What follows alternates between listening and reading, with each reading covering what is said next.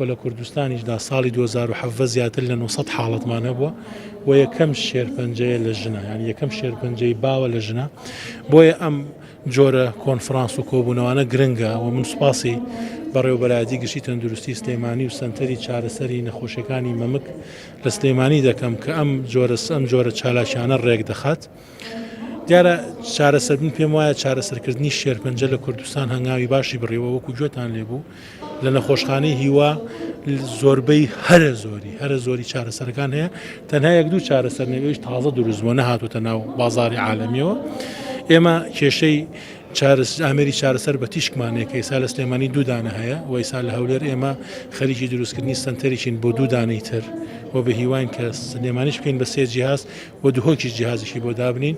کێشەکە ئەوەی ئێمە جگە لە هاوڵاتیانی خۆمان هاوڵاتێکی زۆر لە ناوەڕاست و خواری و عێراقەوە دێن، هەروەها لە بەشەکانی تری کوردستانیشەوە دێن، چونکە چارەسەری شێرپەنجە زۆر گرانە، بەڵام لە کوردستانە هەم کوالیتەکەی باشە هەم نرخەکەشی کەمە.